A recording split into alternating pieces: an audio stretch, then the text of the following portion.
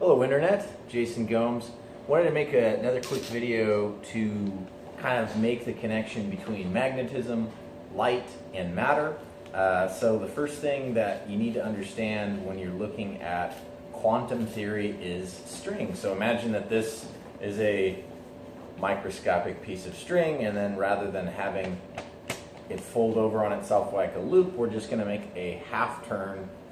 So rather than being a circle, we've created what's called a Mobius strip. So if you were to trace along one side of this piece of paper, you would notice that that flip makes it so that this piece of paper actually only has one edge and one side, and if you give it another half turn, you get an infinity symbol. So that is very commonplace to the world. Everybody has seen this symbol as the infinite symbol, or the unending loop that loops back on itself.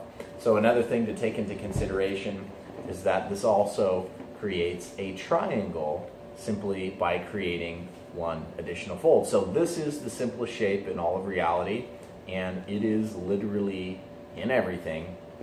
So that allows us to talk about the trinity of consciousness. So imagine you have the 0-point field, which is linear and spherical simultaneously, but it occupies no space. It's not observable. And then you add a little bit of energy, and you can see that this pops out, that these 12 bands end up forming what we see as a toroid. So when you're looking at linear propagation, that would be light. So you have one edge of all these rings that are touching, and that's where you get C. So light moving at the speed of light. So if you wanted to say this is actually linear propagation, because this is essentially like a four-dimensional slinky. A slinky that moves around itself in a toroid to create linear motion. That's why I can flow up and down my arm like that, and it can also collapse back into a 0-point field, right? So if you imagine this is light, and this is the 0-point field where all points are touching, concurrently occupying the same space, so they're not observable, and then you have linear propagation, which is light. When you compress that and increase the density, now you'll notice that both sides of the rings are touching. So you get something that can't really be compacted anymore, which is where we get that higher density of matter, and you still have a north and a south pole, just like you do with all electromagnetic fields. And just like atoms, it's hollow. It's just a field of energy circulating around a center point, and just like all atomic structures, you can still collapse it back down into that field. So when you think, the reason why when you take matter and you put it through an implosive vortex, like in a nuclear explosion, it goes back down into pure energy.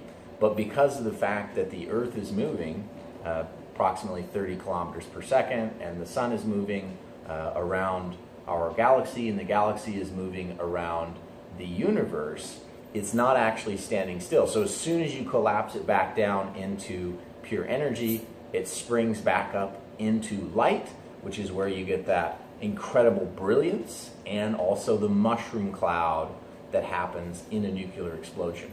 So the idea is you have masculine, and then you have feminine. So void and linear propagation, all arriving out of that 0-point field. Now the idea is that anytime you're looking at these energies, right, the linear propagation is at a 90-degree angle to the spheres, right? There are the circles that are creating it, which is the same thing that we're looking at for the armillary wheel, where you have a 90-degree offset, and then you have a nested magnetism. Now the reason why that toroidal shape is important is because it's literally in everything. This shape is found on the atomic level, on the genetic level, on the cellular level. This is how blood in your body flows, that circulation of energy that we call your life. This is what the magnetic field naturally looks like for the Earth, what it looks like for the sun. Of course, there's a lot of warping that happens on these magnetic field lines, but this is the projection of light and magnetism. So this is the shape, the toroid, that connects all dimensions of reality. So the atomic, the genetic, the cellular, the body, the planetary, the solar system, the galaxy, through active galactic nuclei that create resonance within our galaxy, and that's where we get this field that we're circulating in. And when you're talking about black holes, they create smaller and smaller and smaller and smaller vibrations in space. So when you're talking about smaller and smaller vibrations, you're taking linear propagation and you're compressing it down, and you're removing the expansion and compression, and you're making it more linear. So the faster the vibration, the faster it's going to move through space, which is why you could explain that quarks, which are subatomic particles, move faster than the speed of light, because they are smaller vibrations. So that means that same amount of energy is being stretched out further. So when you're talking about a black hole, it's actually expanding space. It's creating darkness, but that's actually vibrations of light wave energy that is so far in advance of anything that we can perceive that we can only perceive it as an expanding darkness, but it's actually expanding light waves. So when you're talking about how these masculine and feminine energies interact in the body, it's really important to note that when you look at these rings, you've got pairs, and that these pairs are leveraging across multiple dimensions. So when you're talking about the physical and the non-physical aspects, so you have the physical that's on the same plane as the non-physical. You have the physical on the same plane as the non-physical, the physical on the same plane as the non-physical. So your communication is in line with your acceptance.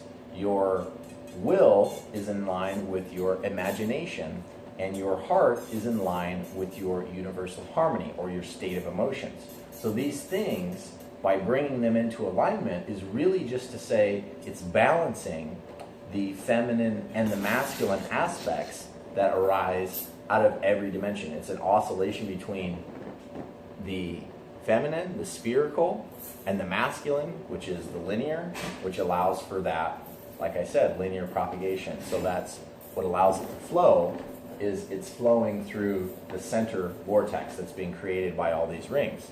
So when you're looking at that, you get your 0 point energy, which is both perfectly feminine and also perfectly masculine, perfectly linear. And then out of that, you get a mixture of these two forces, where you have a mostly masculine, and then you have the mostly feminine. And they're, of course, always arriving out of that 0 point field, that raw magnetism, that consciousness that is non-manifested, right? So the void. So just to give you a clearer idea how light and matter, right?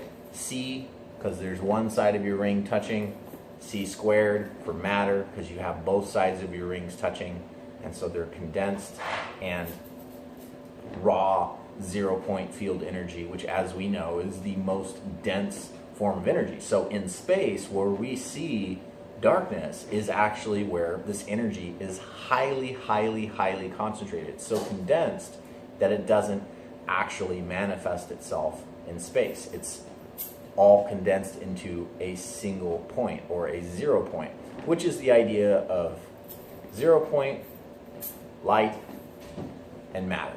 So how those three things relate is really kind of an important understanding, and it is all based on the same principles of a Mobius strip.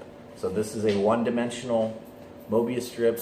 This is a three-dimensional Mobius strip, and when you get it moving, that's a four-dimensional Mobius strip. So it is that how string theory is essentially bands. I would actually call it ring theory if I were to call it anything.